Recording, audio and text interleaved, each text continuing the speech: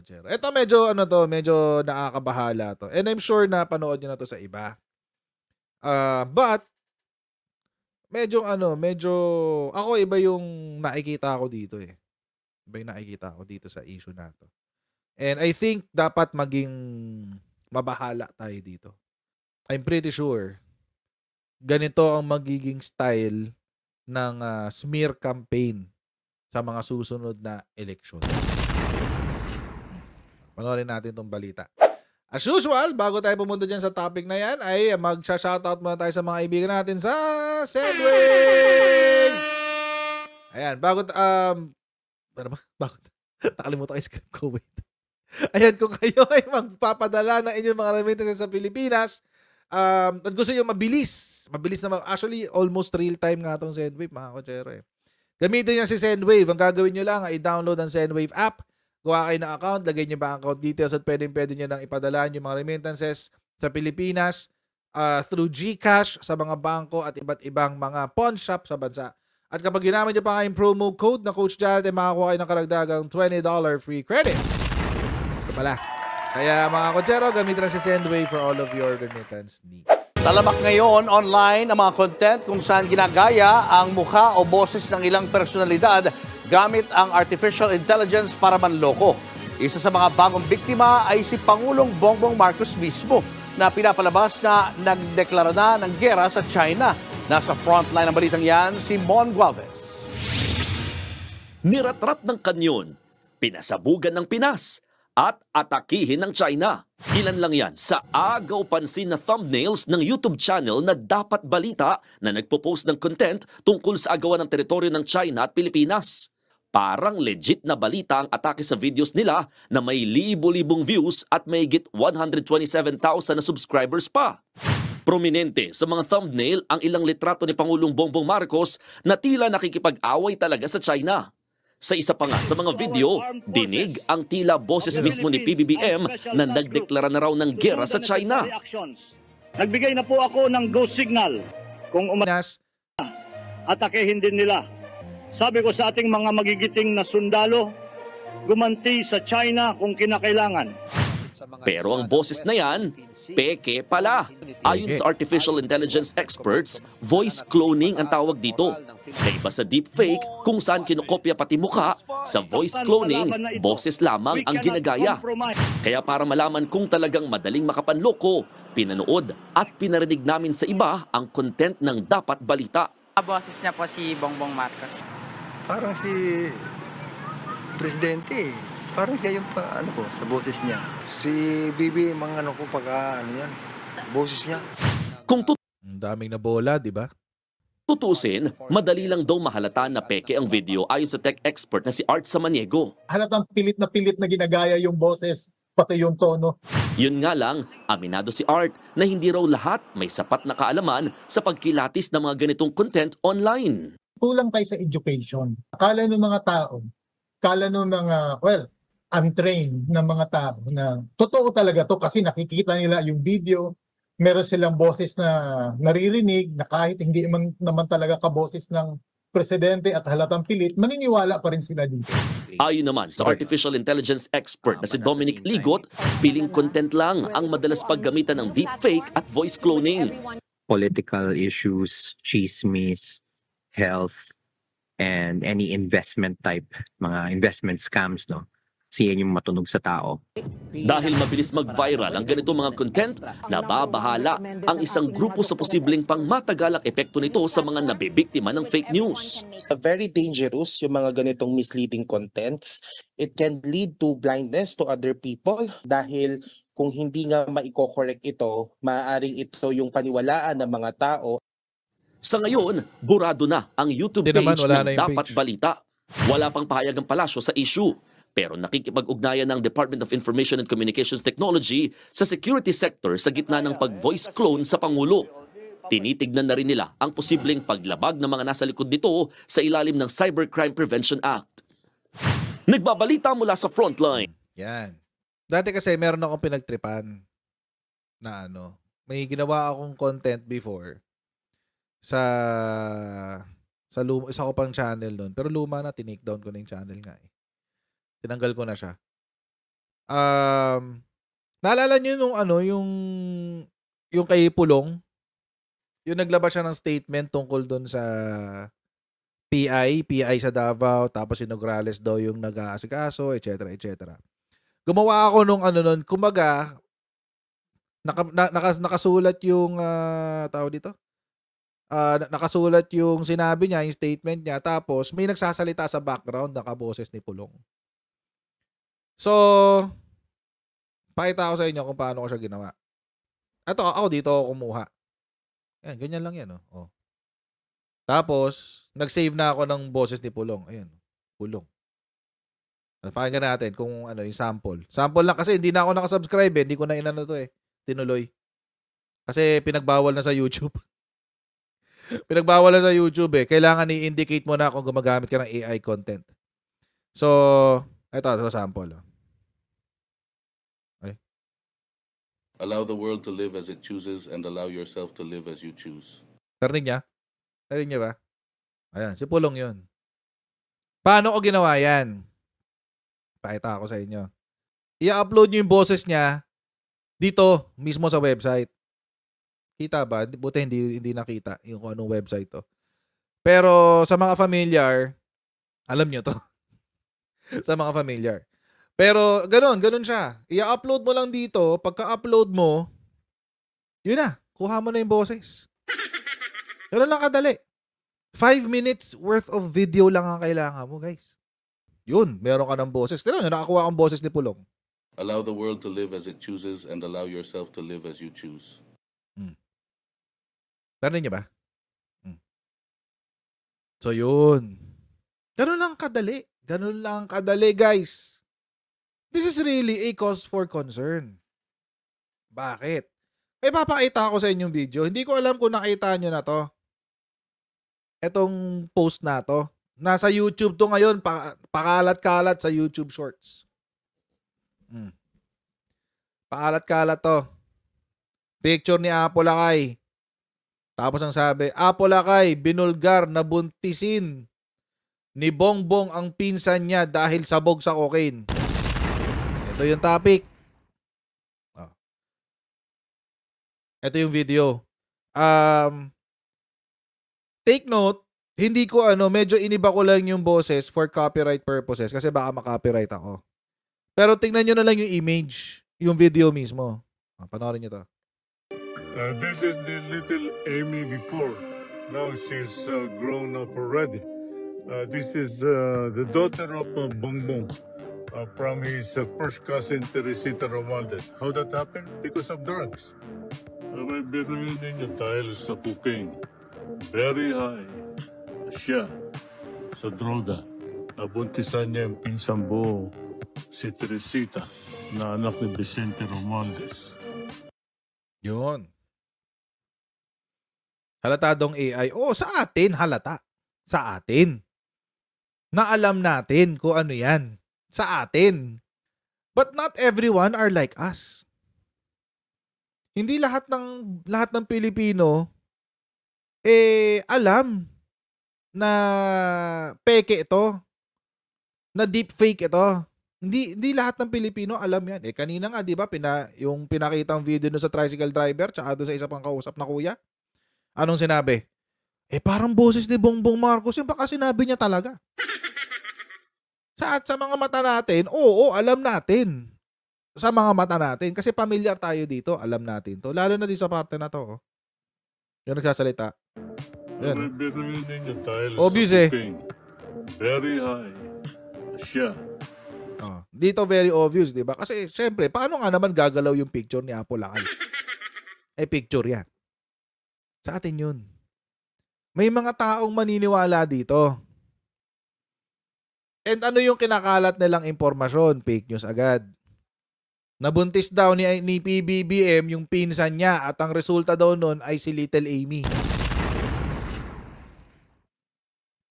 Hindi ako magtataka, one of these days, lalabas na rin yung video ni PBBM na nag-jujutsu, nag-cocaine.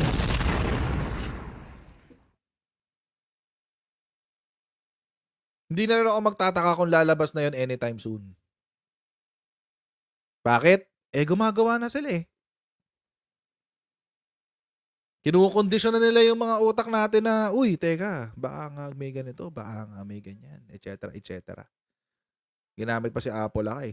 Tayo alam natin to. Tayo. Pero, sa mga taong hindi pa alam to or hindi pa nakakakita ng ganito, lalo na dun sa mga medyo liblib na lugar ng Pilipinas, baka maniwala sila. The danger of that, mga kakotsero, goes beyond just the people's beliefs. No. Hindi lang doon natatapos ang pagiging delegado nito. It can also influence, pwede nitong impluwensyahan ang ating demokrasya. Di ba sinasabi ng mga dilawan dati na kami daw mga vloggers na nagdadala ng fake news? Mukhang gagraduate na sila sa mga vloggers, guys. Mukhang hindi na nila sasabihin sa mga vloggers yan. Mukhang dito na nila sasabihin sa mga gumagawa ng deepfake. Anyway. So, yun. So, may interview ang DICT kanina tungkol dito. Medyo mahaba lang, 6 minutes. Pero ito, panoorin natin. Ano ba yung sagot dito ng DICT? Let's start it off, Asek Aboy, with the DICT's position on deepfakes, and not just any deepfake, but deepfakes such as this, using the president's voice. Well, for DICT, it's always troubling. It's always a cause for concerns. That's why DICT is in coordination with our security sectors as well. We always discuss this, particularly in this particular scenario, that it involves the national security, it involves the public welfare. So we take it very seriously, and we coordinate with all government sectors, especially the security sector. We touched upon this a little bit a while ago in Storycon about the cybercrime law. Can those who use deepfakes be arrested under law, and under what circumstances? Well, yes. In the cybercrime law, or the RA 10175, there are two particular provisions that come into mind. Section 4, which enumerates a lot of cybercrime offenses, particularly paragraph B and C, which revolves around computer-related fraud and computer-related identity theft. If that doesn't fall within those two, there's a catch-all provision under Section 6 of the same law, which is any crimes that fall under the revised penal code or punished by the revised penal code shall be punished by the cybercrime law to 1 degree higher. And under the revised penal code, there is Article 154, which deals with illegal publication. Okay, Asek, just to get your thoughts, currently, Cavite Representatives Lani Mercado Revilla and Ramon Revilla and Brian Revilla, they actually filed House Bill number 9425, which proposes to penalize deepfakes, basically, to establish clear parameters to determine the appropriate legal consequences for deepfake-related actions. In your opinion, what you just said to Gretchen's question, or your reply to Gretchen's question, means that it can be punished already? Do we need to go one step higher than the one step higher that you mentioned, and and craft legislation, for AI-related deepfakes? Because there are a lot of actions that are not yet contemplated, because you have to remember that our revised penal code was crafted way back. But these development in technologies, such as the creation of AI, the use of AI, the certain cyber ethics, there are certain acts that have to be addressed pa rin when it comes to new legislation. You have to remember the revised penal code was crafted way before. Even the newest act penalizing computer-related crimes was crafted way back 2012. The enforcement was way back 2012. Now the development in AI has a lot of new dynamics to it, such as setting ethical standards for the use of AI. What certain acts that, for example, the creation of AI for fraud, the creation of AI, hindi yun nako-contemplate yan ng mga batas pa ho natin. So I do think there is either a new legislation or an update to the old legislation that has to be contemplated and enacted in order to address ever-growing concerns when it comes to deepfakes and the misuse of AI. Hindi pwede yung ano dyan, update mo lang yung dating, yung i-amend mo lang yung dating batas. Ay, pwede naman yun. Kaso nga lang, I think, ako lang on a personal level, AI is a very dynamic kind of act. Hindi, and you know, para i-criminalize mo yung act of using AI, parang ano naman, that's too much. But of course, syempre, kapag yung act mo na yun, would fall under the purview of course, merong malice, may criminal intent, etc., etc.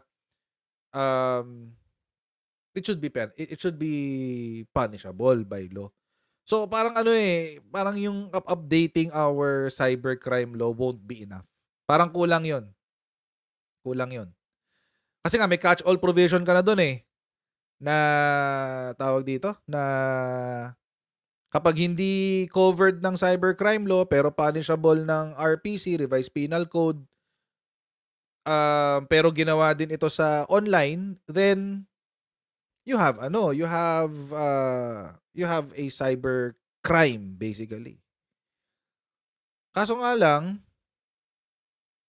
masyadong specific kasi ang AI Parang hindi mo siya pwedeng lang sa isang aspeto lang na, hindi, meron na tayong cybercrime, no? Dagdagan na lang natin yan. Hindi pwede Marami kasing aspects yan There's the ethical use of AI, merong tawag dito, limitations ng AI, hanggang saan mo lang gagamitin. Di ba recently nga, ginagamit na rin AI para sa schools? Hello, ChatGPT. That's AI.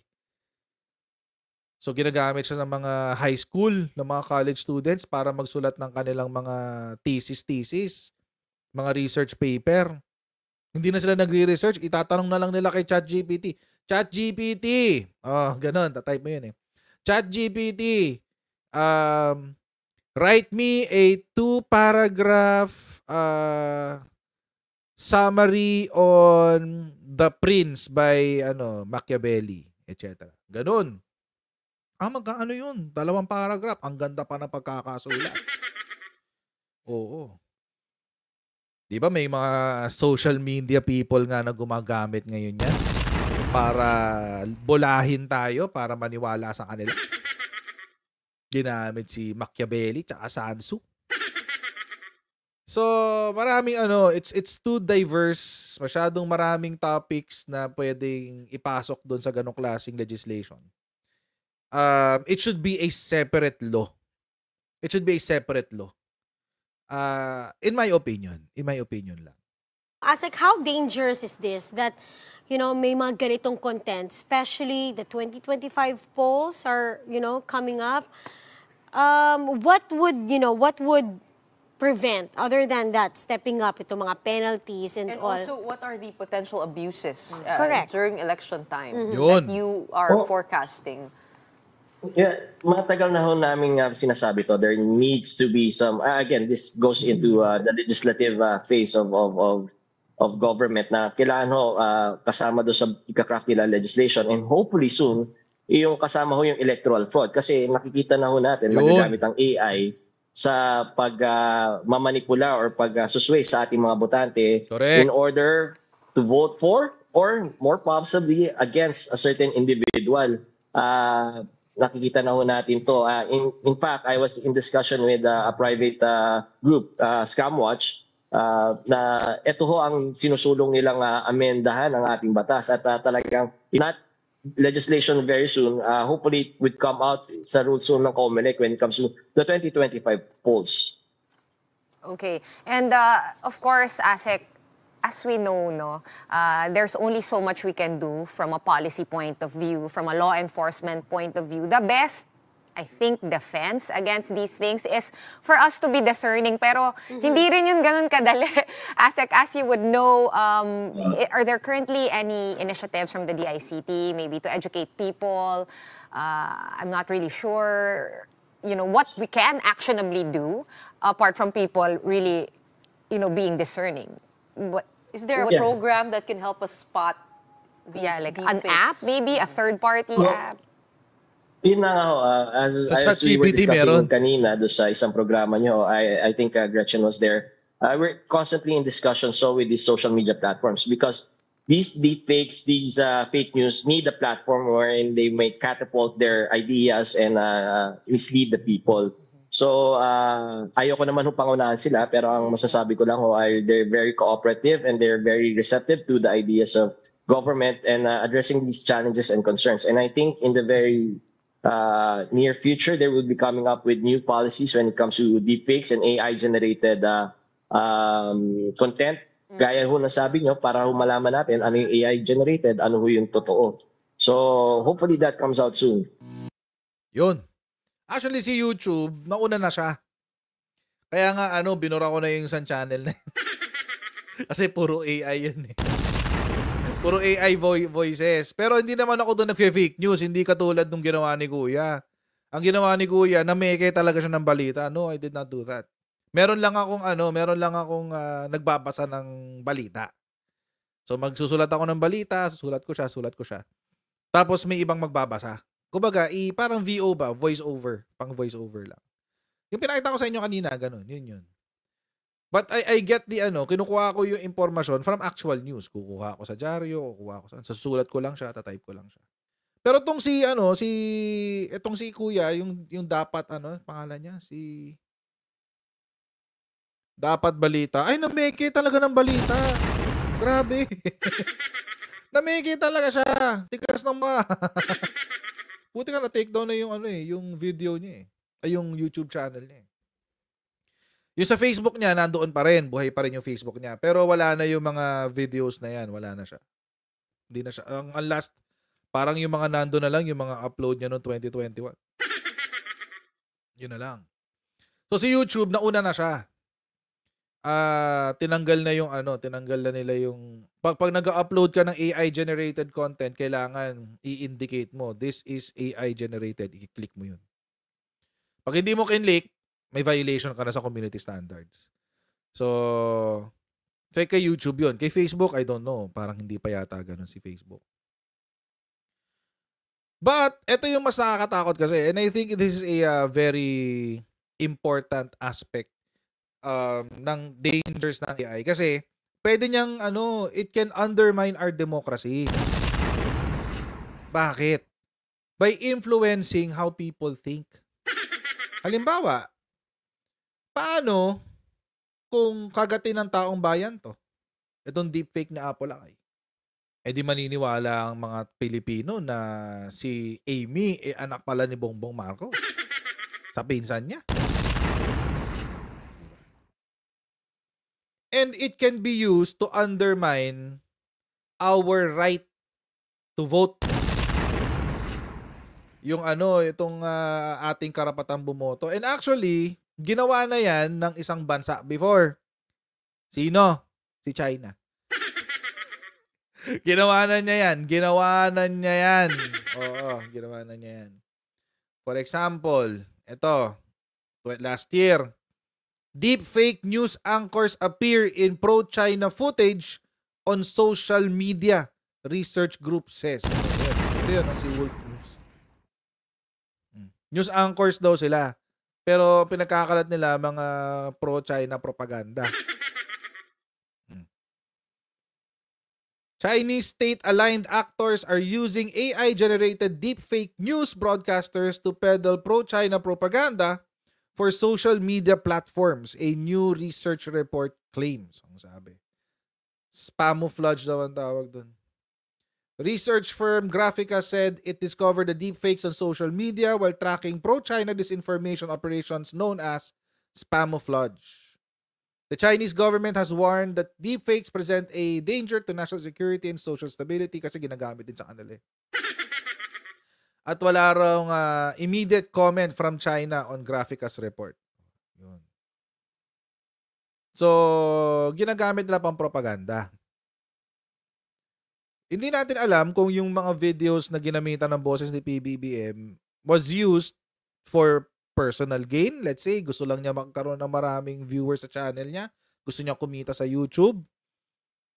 Gagawa siya ng fake news. So, ayun. Pangit pa rin.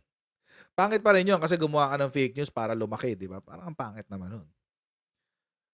Or, worse, may nag-utos sa kanya na gawin yun at babayaran siya kada content. Tapos, ito pa isang balita. China bombards Taiwan with fake news ahead of election. This year lang to, February this year.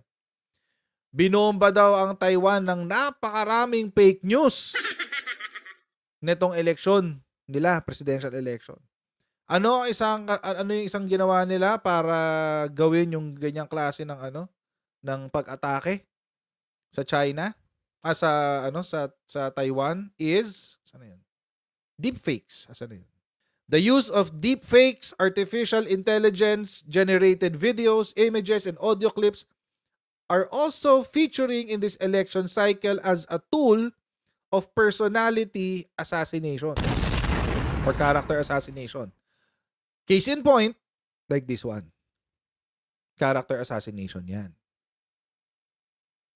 Sinisiraan si PBBM para isipin natin na, ay oo nga, nagko-cocaine nga, tapos sa sobrang sa sobrang kaka-cocaine niya, nabuntis niya yung pinsan niya, ang lumabas si Amy. Hindi nga natin alam, baka China nagpagawa ng video na yun eh. O baka sa China nanggaling yung video na yun. In December, a YouTube account called Eat Rice No War put out a deepfake video alleging Lai had 3 mistresses. According to Taiwan's Ministry of Justice, YouTube subsequently complied with the government's request to remove the videos and the rumor did not snowball into a campaign topic. That followed a similar attempt to fake an audio file in which Ko Wen-je, the presidential candidate of the newly founded Taiwan People's Party, mocked Lai for visiting the US and doing a job interview. Diba? Taiwanese official investigators concluded that this was most likely a faked recording and Ko said no such thing. So ito yung delikado dito, mga kutsero. Pagkalat ng fake news. Ang problema sa Pilipino, mga kutsero, basta nakikiliti yung tenga nila, naniniwala. Basta nakikiliti yung tenga nila. Sa mga fake news nga lang ni Harry Roque, naniniwala sila eh. Chismis lang yun ha. Sa palagay ko, ganito, ganto, ganyan. Sa palagay ko, ganto, ganyan. Ganun lang si Harry Roque eh. Wala naman siyang ebidensya eh. Sa palagay ko, kailangan na magpa-drug test talaga ni Bongbong Marcos para patunayan na siya ay hindi nagko-cocaine. Ganun siya. Naniniwala? Kahit walang bahid ng common sense. Naniniwala. How much more, mga kutsero, kung merong tao na pepeke ng itsura at boses ni PBBM. Maniwala kayo. Papunta na sila doon. Inumpisahan na nila kay Apo Lakay eh. Ano yun? Inumpisahan na nila kay Apo Lakay eh. Baka nakakalimutan nyo. Huwag na natin lagyan ng audio. Pero tinan nyo naman yung itsura. Dinipfake na nila si Apo Lakay. Kinopya yung boses. Pinagalaw na yung picture. One of these days, makakita tayo ng si PBBM sumisinghot ng droga gawa sa AI. Ang masaklap, mga kutsero, kahapon pa tong balita na to. Actually, kagabi pa to. May nagsend sa akin ito kagabi pa. At actually, tatopic ko na talaga siya today bago siya kumalat. Ang masaklap, mga kutsero, ang bagal na naman ni PCO. Huy! PCO, galaw-galaw kayo. Dapat nauuna kayo sa balita. Dapat kaninang umaga pa to. Ba't hindi kayo naglabas ng statement kaninang umaga? Alam nyo kung anong oras nilabas tong statement na to, mga kutsero? 8:13 p.m. Presidential Communications Office. O, yan, no? Anong oras nilabas? Yung tungkol dun sa fake video, sa fake audio. 8:13 p.m. Gabi na. Gabi na. Kumalat na yung video. May mga naniwala na. Naku, Diyos ko, Emerald talaga. Emerald, kasalanan mo to. Ang bagal-bagal mong kumilos. Siya yung social media ng PCO eh. Siya yung USEC ng social media eh.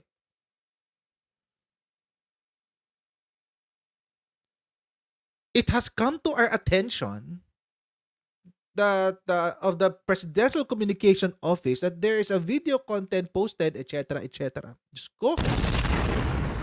Alas 8 ng gabi? Sino pang makakabasa niyan? Ilabas nyo to bago yung nightly news. Sorry, nagigigil ako. Nakakagalit kasi. Ang bagal kasi nila. Ilabas nyo to bago nung nightly news. Eh di sana naisama sa balita. Anong ginawa nyo? In-upload nyo alas 8 ng gabi. Wala na. Tapos na yung mga primetime news. Tapos na yung Frontline. Tapos na yung 24 oras. Tapos na yung TV Patrol. Tapos na yung Ito ang Balita na UNTV. Pag niyo napansin si SMNI, bobo yung mga yun.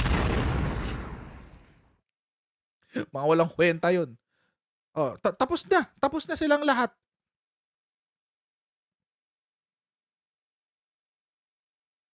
Naglabas kayo. Batang Quiapo na yan.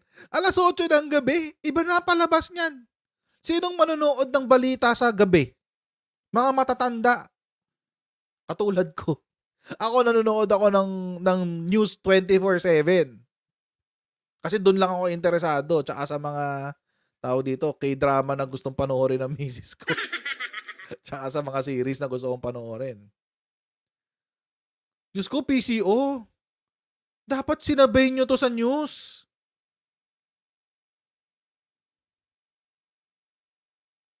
Kumalat na yung balita. Ano yung sinabi kanina dito sa sa News 5? Pero nakikipag-ugnayan ng paniwalaan ng Department of Information and Communications Technology sa security page ng Dapat Balita. Wala pang pahayag ang palasyo sa issue. Wala pang pahayag ang palasyo sa issue. Bakit? Eh kasi in-upload nyo alas 8 ng gabi. Diyos, ano pang silbi niyan? Bukas na mababalita yan. Kung pipick upin pa ng balita yan.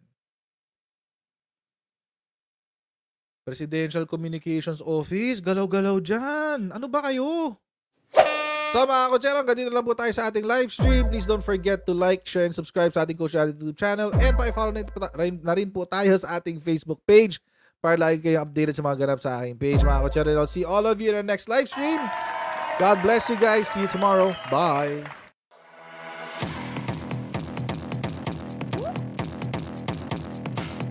Pag ganun, huwag natin gawing tanga mga Pilipino. Mas maganda kasi nasa lugar ka ng tama kaysa yung pinipilit mo yung pagkakamali.